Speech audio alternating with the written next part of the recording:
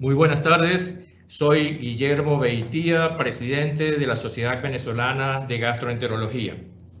Para nuestra sociedad es un verdadero honor presentar para todos ustedes este webinar con el apoyo del laboratorio Pharmetic, antiguo laboratorio galeno, siempre preocupados por la educación médica continua.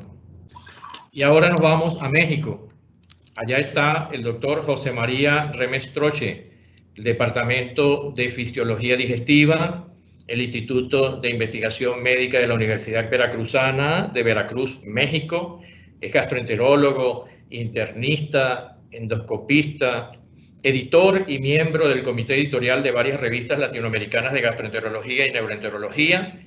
Es un verdadero orgullo tener entre nosotros al apreciado y querido doctor Chema Remestroche. Apreciado doctor, gracias, muchísimas gracias por estar nuevamente en Venezuela, donde se te aprecia como tú sabes que te apreciamos. Gracias, doctor Beitía. Me queda claro que no nos hemos podido ver en mucho tiempo con mis amigos y mis hermanos venezolanos por situaciones del destino, pero seguimos estando muy cerca. Para mí, cuando el doctor hace un par de semanas me contactó, ya sabía cuál era la respuesta, y la respuesta es por supuesto. Me gusta compartir con la gente, me gusta estar cercanos a ustedes desde hace algún tiempo, y bueno, espero en algún momento volvernos a ver allá y disfrutar de la calidad humana y moral de los venezolanos. Y bueno, vamos a tratar de hablar en estos 40 minutos, un poquito menos, de un tema que a mí me parece muy importante, relevante, y me gusta, es actualizar un poco qué avances o cómo estamos tratando la enfermedad por reflujo en este año 2020 tan complejo, pero bueno, también este tipo de crisis sanitaria pasará, ¿no? Bueno, ¿qué ha pasado en este tiempo sobre el diagnóstico de la enfermedad por reflujo? Bueno, creo que es muy interesante ir actualizando algunos conceptos. Voy a hacer esto un poquito más grande, ahí se ve. Y es el recordar que la evolución del tratamiento y de la enfermedad por reflujo en los últimos años y desde siempre viene de la mano de la evolución de las pruebas diagnósticas. Pues los tratamientos que tenemos el día de hoy en la enfermedad por reflujo dependen bastante de qué es y cómo hacemos el diagnóstico el día de hoy. Nada más recordar que cuando empezamos a hablar de enfermedad por reflujo a finales de los 70s, 80s, teníamos un solo fenotipo, que era la enfermedad por reflujo erosiva. Conforme aparece este advenimiento, estas pruebas fisiológicas, la pHimetría, la manometría, empezamos a tener un grupo de pacientes que, a pesar de tener endoscopías negativas, tenían pirosis y regurgitación, y nos vemos forzados a tener mejores herramientas tecnológicas.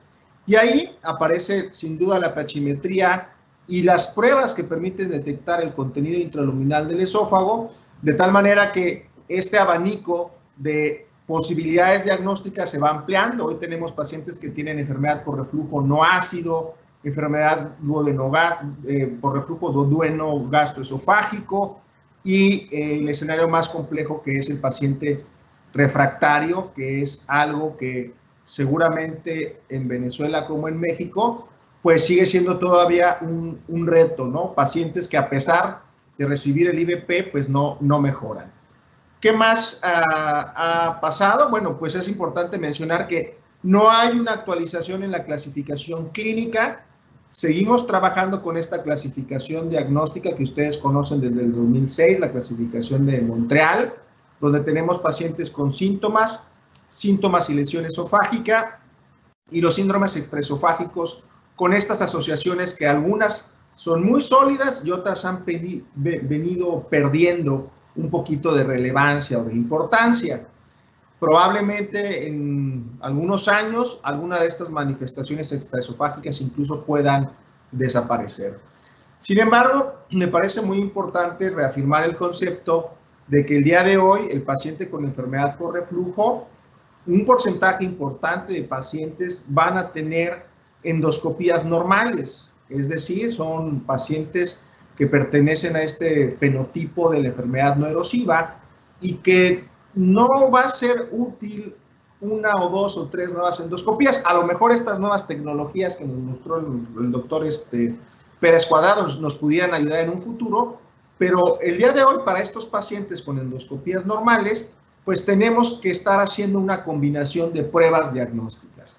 Todas estas pruebas que ustedes ven en la imagen son pruebas que valoran la estructura, el contenido intraluminal, donde destaco que a partir de la pH-metría hay modificaciones a la técnica como el Bravo, la impedancia. Hoy hablamos de la impedancia de la mucosa, que junto con la evaluación de la función motor y la función sensitiva, pues en algunos pacientes nos van a permitirle ponerle nombre y apellido a ese reflujo.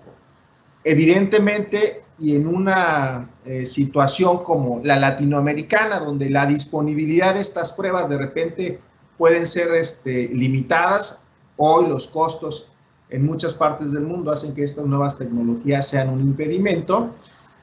Tenemos que hacer un ejercicio que el día de hoy me parece que es muy válido.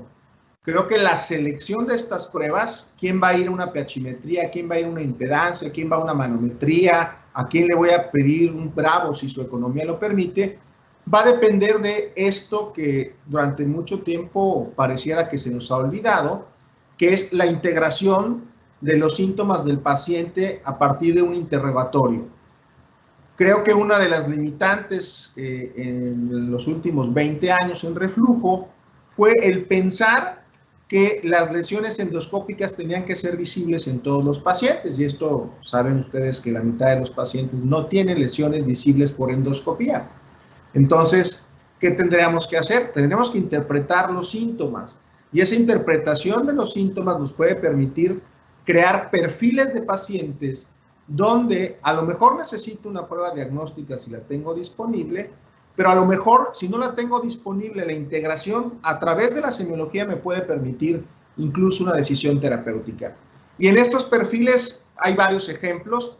Yo integro 2 o 3 ejemplos, como el paciente joven que no es obeso, que regurgita, que cuando se acuesta en la noche tiene muchos síntomas nocturnos. ¿Cuál es la probabilidad de que tenga una hernia hiatal? La probabilidad es muy alta y probablemente a ese paciente tendría que hacer un abordaje completo porque pudiera ser un candidato a cirugía.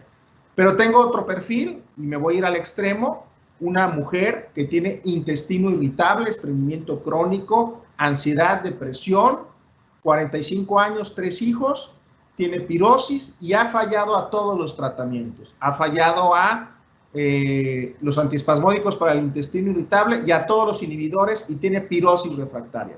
¿Cuál es la probabilidad de que esta paciente tenga una prueba anormal? Pues es muy baja. A lo mejor la tendría que estudiar para decirle que tiene un fenómeno de hipersensibilidad esofágica y optar incluso por tratamientos como analgésicos viscerales o neuromoduladores. Me detengo aquí mucho porque evidentemente en el escenario ideal haríamos todas las pruebas, pero insisto mucho en la optimización de los recursos, va a depender un poco de la interpretación. Ese hombre fumador, obeso, que consume alcohol, que tiene reflujo desde hace 8 años y tiene 65 años, seguramente tiene mayor probabilidad de un esófago de Barrett y a ese habría que estudiarlo entonces en ese momento. Recordar, y vamos a ir rapidito con todas estas pruebas, el objetivo de la endoscopía, y tenemos que ser muy enfáticos en que un sujeto con reflujo por lo menos tiene que tener un estudio endoscópico en su vida. Nos va a permitir esto, conocer qué fenotipo endoscópico tiene. La enfermedad no erosiva, el fenotipo más común, que si bien no tiene una morbilidad asociada, sí tiene una morbilidad hacia el aspecto de calidad de vida.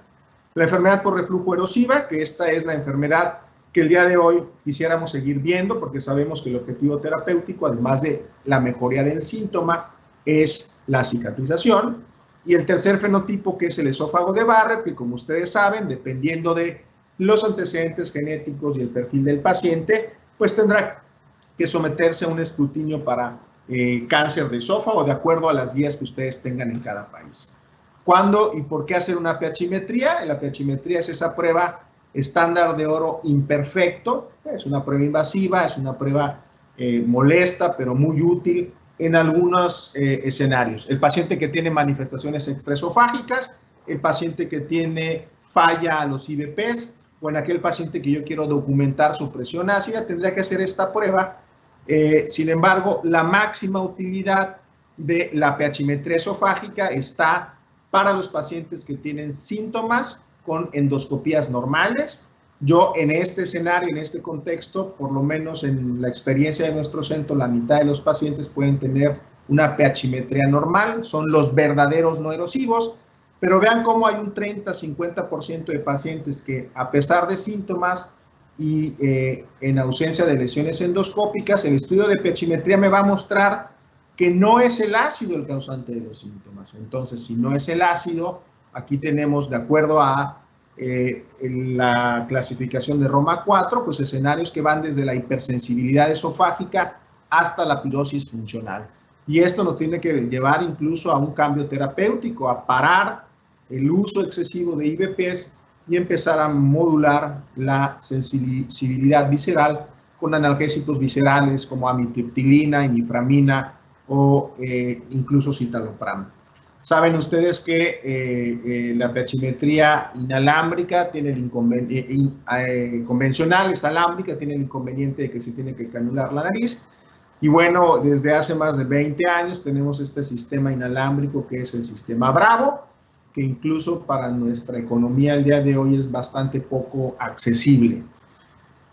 Uno de los advenimientos más importantes en la última década fue el advenimiento de la impedanciometría, esta técnica, esta modificación al registro del interior del esófago y de la asociación con respecto a poder caracterizar si lo que refluye es material líquido, es material gaseoso o es un material mixto, y que nos permitió conocer que cerca del 30-40% de los pacientes que tienen pirosis refractaria, el problema es un reflujo no ácido. ¿Cuál es la importancia de esto? Bueno, la importancia de esto, aunque tenemos una limitante en cuanto a la terapéutica, o sea, qué poder brindarle a estos pacientes, se ha intentado procinéticos o baclofeno, sí es poder pensar en que no nada más el ácido se puede correlacionar con los síntomas. ¿Qué es importante mostrar? Y esto es el cambio más importante en la última década o en los últimos 5 años, es esto que, de acuerdo a 2 consensos, el consenso de Porto y de Lyon, se llama el diagnóstico moderno de la enfermedad por reflujo, que incluso rompe un pequeño paradigma entre los endoscopistas y los neurofisiólogos y divide muy claramente al paciente endoscópicamente, en el que realmente podemos pensar que existe un reflujo patológico cuando tenemos lesiones endoscópicas compatibles con esofagitis COD de los ángeles, estenosis o Barrett, pero se reconoce que hay un área gris de pacientes donde muchos sujetos que pueden tener el día de hoy una esofagitis leve, una esofagitis A, pudieran considerarse como normal.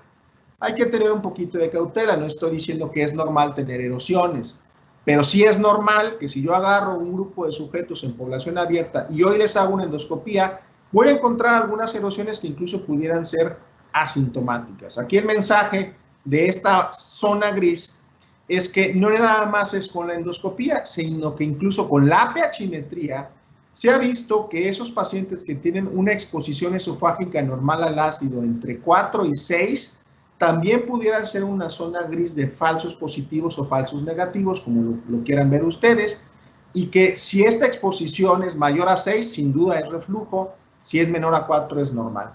Pero vean que aquí en el medio hay una proporción importante de pacientes, 30% de los pacientes que yo veo en mi consulta van a estar en esta zona gris. No descarta el reflujo, pero sí puede disminuir o aumentar la magnitud del reflujo. Y a lo que voy es que muchas de las intervenciones terapéuticas, como por ejemplo una funduplicatura, a lo mejor el día de hoy para una esofagitis leve la puedo pensar, no así como para un paciente que tiene una esofagitis COD. Ese indudablemente su mejor opción, si responde al IVP, es una gente joven, va a ser la cirugía. En esta zona gris se describen algunas nuevas implementaciones tecnológicas como la medición de la impedancia basal nocturna, que es un subrogado de permeabilidad a nivel del epitelio esofágico, también el cálculo de este parámetro que se llama PSPW, que es el aclaramiento esofágico después del reflujo, y les puedo compartir que hay una iniciativa muy grande, se trabajan con múltiples grupos a nivel internacional para poder tener mejores herramientas para el diagnóstico de reflujo en el 2020. Respecto al tratamiento, y esta es la segunda parte de la charla, los objetivos del tratamiento no han cambiado mucho, sí la respuesta y lo que estamos viendo en nuestra población. ¿Por qué tratamos una enfermedad por reflujo? En el no erosivo, las primeras dos indicaciones son muy claras. Yo trato un reflujo para mejorar los síntomas y la calidad de vida del paciente. Esto se cumple en los pacientes con enfermedad no erosiva. Y para aquellos pacientes que tienen el fenotipo más agresivo, pues el objetivo es la cicatrización de la mucosa y evitar el desarrollo o la progresión hacia una neoplasia maligna en el caso del esófago de Barrett. ¿Qué es lo que vemos hoy? Hoy lo que vemos como parte de lo que uno espera como respuesta al tratamiento, tenemos pacientes, como ven en la caja verde, que responden de forma completa. Tenemos pacientes que tienen una respuesta parcial, pero tenemos pacientes, los que marco yo en la caja roja sin respuesta, que pues hoy una de las dudas es si estos son pacientes que son refractarios al tratamiento o que son no respondedores. La definición actual, hay un par de definiciones, pero si a mí me preguntan cuál es la definición de no respondedor, pues es el sujeto que no responde a una dosis estándar de IVP. A lo mejor refractario implica que no responde incluso a una doble dosis terapéutica.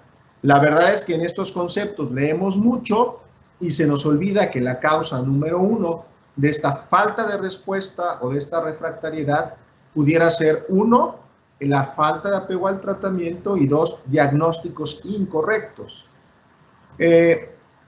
Recordar que la enfermedad por reflujo es una enfermedad multifactorial, donde dependiendo del mecanismo fisiopatológico que predomine, yo voy a optar por tratamientos que van desde sumar a las medidas generales un fármaco hasta un tratamiento quirúrgico y dejar en medio esta opción endoscópica que en algunas partes del mundo, en algunos países, dependiendo de la habilidad de cada endoscopista, pues han renacido también en los últimos años.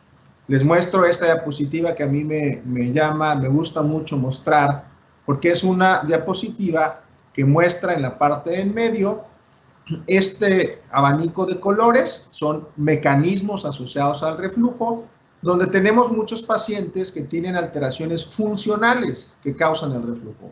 ¿Cuál es la alteración funcional más importante en un paciente con reflujo? El aumento de relajaciones transitorias. Otra alteración funcional pudiera ser la hipersensibilidad, otra alteración funcional pudiera ser la disminución de la salivación conforme nuestra edad va avanzando. Pero también tenemos alteraciones anatómicas y estructurales, y sin duda la hernia hiatal o la disrupción de la unión esófago-gástrica es una alteración anatómica importante. Y vean que en este abanico o en este arco iris de alteraciones, el tratamiento se va a ir sumando dependiendo de qué es lo que predomina. No queda duda que las alteraciones en el estilo de vida, cenar poco, disminuir la ingesta de cítricos, la ingesta el consumo de café o de alcohol, va a ayudar a algunos pacientes. Pero hay una línea de división donde indudablemente los pacientes van a tener que recibir un tratamiento, y el tratamiento farmacológico pudiera cubrir todo el espectro de la enfermedad.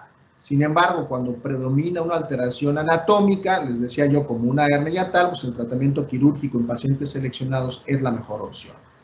¿Qué hay respecto a las medidas higiénico-dietéticas? Les voy a mostrar un resumen pequeñito de la revisión más reciente, publicada hace algunos años en esta revista Clinical Gastroenterology and Hepatology, donde se demuestra que la pérdida de peso, el ingerir alimentos más temprano, el dejar de fumar y el elevar la cabecera, pueden disminuir la exposición esofágica al ácido entre un 5 y un 3%, y que reducen los síntomas de la enfermedad por reflujo hasta 4 o 5 veces comparado con el sujeto que no lo hace. Es pequeño, es poco, pero suma. El problema también con esto es que son medidas muy restrictivas que se contraponen o que afectan la calidad de vida del paciente, y muchas veces, a pesar de estas recomendaciones, el paciente llega y nos pide un fármaco, un medicamento.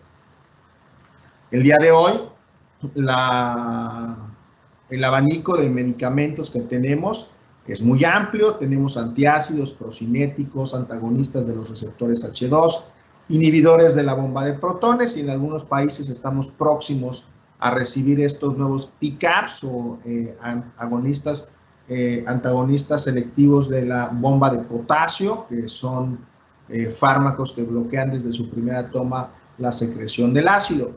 Pero pues no estoy seguro si los necesitamos en todos los pacientes o no. Seguimos teniendo estos fármacos y estas indicaciones que podemos combinar. Los antiácidos el día de hoy es algo que nosotros recomendamos y seguimos utilizando como el primer tratamiento en la fase aguda, en ese paciente que tiene una crisis el día de hoy. A lo mejor el IVP que tengamos a la mano disponible puede ser efectivo en las primeras 24 o 48 horas, pero en el momento agudo el antiácido no soluciona el problema. Sabemos que por acciones cortas y sobre todo combinados hoy con IVPs pueden tener un efecto sumatorio, sobre todo a nivel del fondo gástrico. Los procinéticos, y eso es algo que en Latinoamérica somos y tenemos un paraíso de procinéticos, los seguimos utilizando siempre y cuando haya evidencia de retardo en el vaciamiento gástrico, es decir, que haya sobreposición con dispepsia, o cuando haya manifestaciones tales como la regurgitación. En México, como en otras partes del mundo, a principios de este año 2020, seguimos la advertencia de la FDA de que los antagonistas de los receptores H2, en específico ranitidina, uno de los compuestos que más se comercializaban, pudieran tener una contaminación con un compuesto carcinogénico, y prácticamente el día de hoy en México estamos con una restricción para ranitidina, no así para famotidina. Pero también recordar que el problema con los bloqueadores H2 es la tendencia que hay a que estos fármacos produzcan taquifilaxia, es decir, pierden su efecto terapéutico los primeros 7 o 10 días de haberlos prescritos, de tal manera que no tenemos mayor supresión ácida después de este tiempo, de tal forma que pues el día de hoy seguimos considerando que los inhibidores de la bomba de protones son el estándar de oro. Probablemente estas indicaciones vayan a cambiar o no, pero los pacientes, pues la historia con los IVPs es vasta y extensa, ¿no? Les muestro esto, el por qué insistimos mucho en que si quieren combinar algo para reforzar el tratamiento del reflujo con el IVP, decidan o escojan por un antiácido, específicamente los alginatos. Los alginatos tienen esta propiedad que en estudios de imagen de resonancia magnética funcional, como el que les muestro acá, tienen la capacidad de formar esta como bolsa ácida, el acid pocket que le llaman los americanos, donde atrapa el ácido, pero también evita que el fondo gástrico se relaje y desencadene relajaciones transitorias, que a diferencia de los antiácidos convencionales no pasa. Y con los procinéticos, pues dependiendo de la disponibilidad que tengan en su medio, yo siempre menciono que todos los procinéticos tienen efectos secundarios, unos más, otros menos, y que la selección de ese procinético que ustedes quieran combinar en reflujo tiene que basarse también con el perfil de seguridad. Nosotros optamos muchas veces por utilizar itoprida, mosaprida o domperidona y evitar al máximo el uso de metoclopramida. Respecto a los inhibidores de la bomba de protones, ustedes lo saben, es el mejor tratamiento disponible, no importa cuál, y ustedes han oído charlas de cuál es el mejor IVP. El mejor IVP es el que bien prescrito logra la supresión del ácido por el tiempo que yo como médico considero, pero siempre y cuando mi paciente se adhiera al tratamiento. Sabemos que después de 4 o 8 semanas todos los IVP bien prescritos y bien tomados alcanzan tasas de cicatrización por arriba del 80%. Esa diferencia entre uno y otro va a depender a veces incluso de la calidad del producto. La ganancia terapéutica, esta imagen es clásica del maestro Peter Karilas, donde ustedes y nosotros sabemos que la ganancia terapéutica de los IVPs está por arriba del placebo siempre y cuando haya evidencia de lesión mucosa y que el síntoma primario sea la pirosis. Pirosis, sobre todo en aquellos pacientes que tienen enfermedad erosiva. También para los pacientes que tienen dolor torácico, esto también es eficaz, pero vean cómo dejar un IVP cuando lo que predomina es la regurgitación, ahí empezamos a perder esa eficacia terapéutica. Hay que decirlo, los IVPs para el control del gran regurgitador no van a servir, o para ese paciente que tiene tos o asma. Es muy difícil pensar que un IVP va a quitar ese síntoma y que a lo mejor es un tratamiento adyuvante a un esquema un poco más complejo. Les voy a compartir rápidamente algunos esquemas de tratamiento que son guías que nosotros seguimos aquí en México. Esta sería la guía para el paciente que tiene síntomas por primera vez, donde es un paciente que tiene síntomas leves, no tiene datos de alarma, es una gente joven, consulta por primera vez con nosotros, lo que hacemos es una prueba terapéutica. Y si responde a esta prueba terapéutica, podemos dejar en una dosis lo más baja posible, tratamiento por 4 semanas, suspenderlos, y estos sujetos yo no los voy a estudiar a menos que tengan una recaída. El problema empieza a ser en estos pacientes donde empiezan a fallar al IVP. El paciente que no responde al IVP, entonces tengo que revisar rápidamente qué está pasando. ¿Tiene falta de apego al tratamiento? ¿Tiene una inadecuada administración del fármaco? ¿O es un metabolizador rápido o es un metabolizador lento? Y en este sentido, yo puedo tener estrategias como cambiar de IVP, doblar la dosis, dividir la dosis y entonces tener una ganancia terapéutica adicional. Muy importante en estos pacientes leves de primera vez o que venían bien, si nunca se les ha hecho un estudio endoscópico, hay que hacerlo. ¿Para qué es la endoscopía? Para conocer el fenotipo. Y de acuerdo al fenotipo, hay varios esquemas que les quiero compartir. Ese paciente que tiene una enfermedad por reflujo no erosivo, ¿cuál es el objetivo? El alivio sintomático. ¿Y cómo lo puedo lograr yo? Bueno, son esquemas que van a tener que platicarse con el paciente.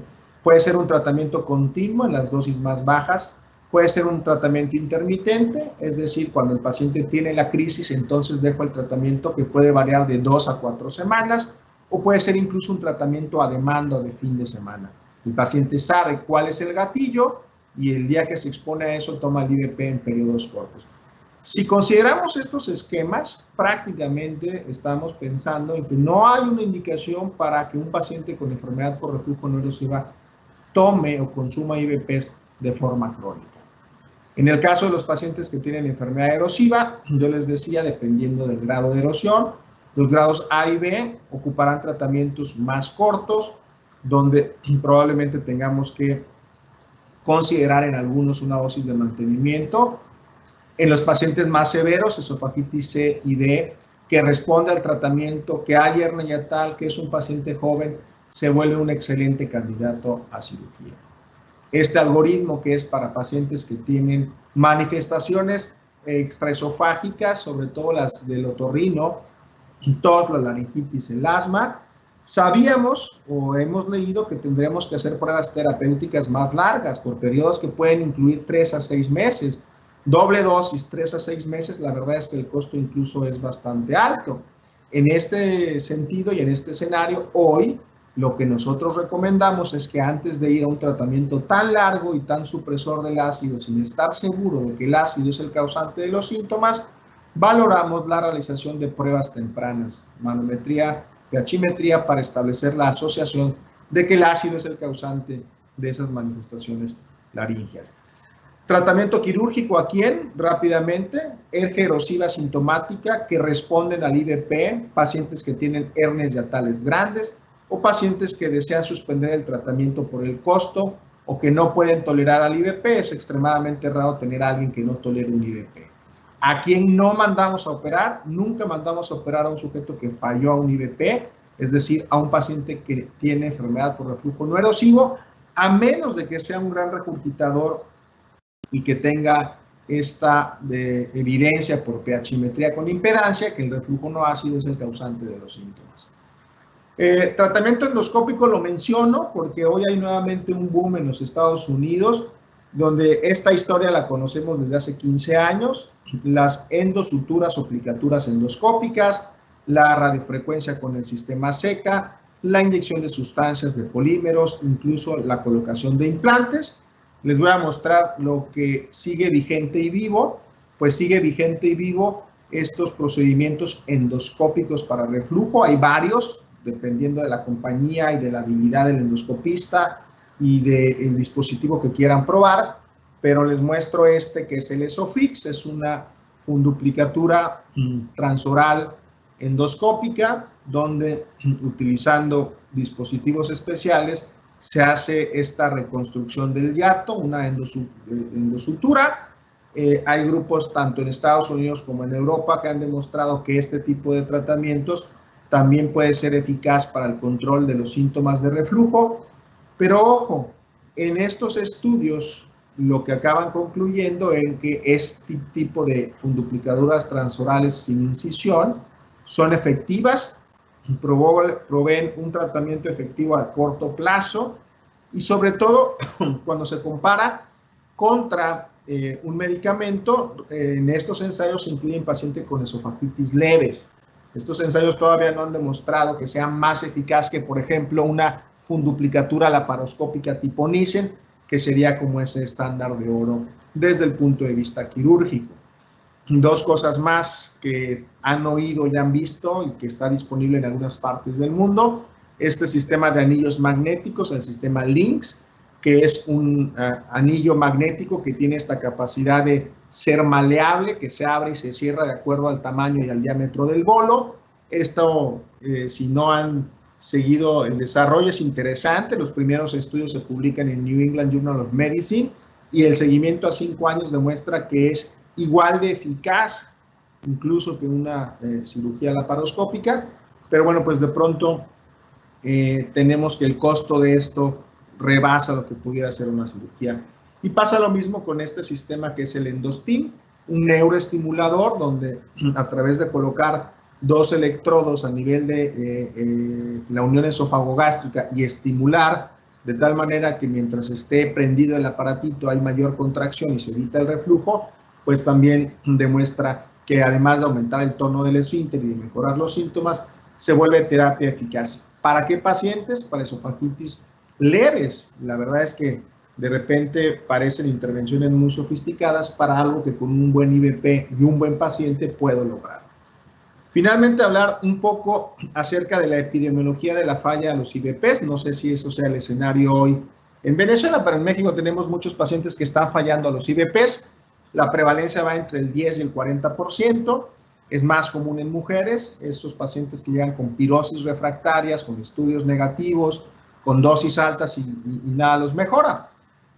Y aquí lo que hay que tratar de identificar es esto. No es un mecanismo, es una gran cantidad de mecanismos que pueden coincidir en un sujeto. En el centro, la causa número 1 tendría que ser la falta de apego al tratamiento médico, pero también, bueno, pues considerar que hay algunas otras situaciones que están en relación con el apego, que es la disponibilidad del fármaco, los costos, la comorbilidad o algunos otros fármacos que este paciente ya viene tomando. Pero lo menciono porque es difícil hacer este tipo de estudios, pero este es un estudio clásico de nuestro amigo Ronnie Fass, que demuestra cómo en un grupo de pacientes en una clínica de reflujo, cuando yo prescribo mi primer receta, al otro día de la consulta, el 100% tiene un apego. Pero si yo les hablo al mes y les cuento las tabletas o les pregunto el apego, vean cómo el apego al mes de una prescripción estándar para reflujo no alcanza ni el 50%. Y a los 3 meses el apego es muy bajo. ¿Por qué hay falta de apego? A veces incluso es un poquito la idiosincrasia de nuestros pacientes, que sienten que la molestia mejora en la primera semana y no ven la necesidad de tomarla 2 o 3 meses aunque tengan una esofagitis severa. Y el segundo punto que también me parece muy importante: hoy hay una gran cantidad de patologías esofágicas que pueden simular reflujo y que pueden explicar esto. Y menciono en particular esto, que son los trastornos relacionados con el eructo, el gas y la rumiación.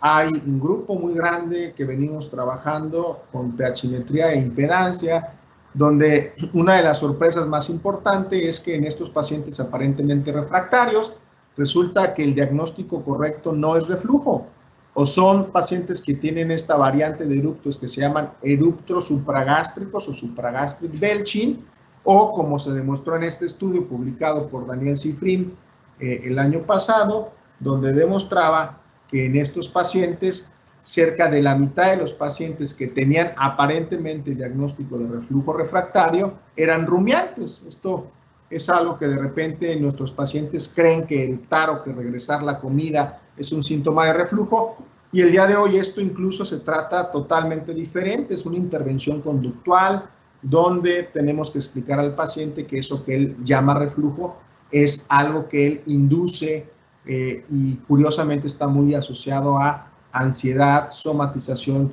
y este tipo de trastornos. ¿Qué se hace o qué hacemos con los pacientes que están fallando a reflujo con pirosis y regurgitación? Bueno, pues hacemos toda esta revisión de datos de alarma, vemos que el paciente esté tomando bien su IVP, sus modificaciones en el estilo de vida, y hoy trabajamos mucho con respecto al apego, porque de otra forma tendríamos que pasar a estudios que de pronto no van a estar disponibles. En ese paciente que está fallando a la dosis estándar del IVP, estas 3 estrategias el día de hoy son válidas. Cambiar un IVP, hacer un switch de omeprazol a esomeprazol o de esomeprazol a pantoprazol, hay evidencia. Dividir la dosis, en lugar de utilizar 40 miligramos, utilizar 20 y 20 también es válido, o duplicar la dosis. Y les muestro 3 estudios que demuestran que estas 3 estrategias son válidas. El primero, donde se demuestra que cambiar de un inhibidor a otro, de esomeprazol a pantoprazol o viceversa, la proporción de pacientes que mejora es muy similar. El segundo estudio es el de dividir las dosis y vean cómo yo, utilizando 10 miligramos de omeprazol 2 veces al día, puedo tener una mejor respuesta que solamente utilizar 20 miligramos. Esto aparentemente en los grados leves, donde hay síntomas nocturnos, es algo que pueda servir. Recordarán incluso que en Latinoamérica tenemos algunas de estas presentaciones divididas. Y finalmente el duplicar la dosis, doblar la dosis, de pasar una dosis estándar a una doble dosis, como ven en este estudio también publicado por el grupo de Ronnie, se ve prácticamente que la mejoría en la intensidad de los síntomas es muy significativa. No quiero terminar sin hablar de esto, que es lo que tendríamos que ofrecerle a esos pacientes donde endoscópicamente por pH-metría descartamos que el ácido es el responsable de los síntomas y que todo es un fenómeno de hipersensibilidad. Pues sabemos hoy que la neuromodulación con medicamentos como nortriptilina, fluoxetina, citalopram, sertralina o venlafaxina son mejores que el placebo, con unos números necesarios a tratar bastante buenos, mejores que los IVPs. El reto es identificar ese grupo de pacientes donde les tenemos que incluso hacer entender que el problema es la percepción visceral a nivel central. Les comentaba yo que en algunas partes del mundo estamos aquí ya muy cerca de empezar a trabajar con estos inhibidores competitivos de la bomba de potasio. No son nuevos inhibidores de la bomba de protones, son nuevas clases terapéuticas. Fármacos que no requieren activación, que tienen vidas medias muy prolongadas al ser moléculas lipofílicas, y estos PCABs, de los cuales vonoprazan y rabeprazan son los primeros en estar ya en algunas partes del mundo, como en Japón y Corea, seguramente tendrán su lugar para algún grupo de pacientes donde los IVPs se está quedando corto. Farmacológicamente, un PCAB o un medicamento selectivo a la bomba de potasio, esta capacidad de actuar directamente hace que se alcancen superconcentraciones en las células parietales 100,000 veces más que lo que puede alcanzar un IVP. Se ve que el efecto es completo desde la primera dosis y aparentemente en algunas partes como en Japón, dentro de sus guías, se reserva para esos pacientes con una enfermedad más severa. Así pues, queridos amigos, yo concluyo hablando un poquito de esto. Pensar en que la alergia refractaria es un problema frecuente, la falta de apego y de horario inadecuado son las causas más comunes. Hay estrategias como cambiar, doblar la dosis o hacer un switch. Las pruebas diagnósticas en el 2020 son útiles, sobre todo para identificar el grupo de pacientes donde el reflujo no ácido y la hipersensibilidad juegan un papel muy importante, y que de todas estas opciones que tenemos para tratar a nuestros pacientes, pues hay que adecuarle ese traje a la medida a cada paciente, dependiendo de la disponibilidad de recursos y de nuestro medio. Termino, agradezco mucho nuevamente la invitación y les mando un cordial y afectuoso abrazo virtual en estas épocas de pandemia. Muchas gracias por su atención. Apreciado doctor José María, mejor imposible, sin lugar a dudas, ha sido una de las mejores actualizaciones en materia de reflujo que he oído en los últimos tiempos y creo que la audiencia está de acuerdo conmigo. Muchísimas gracias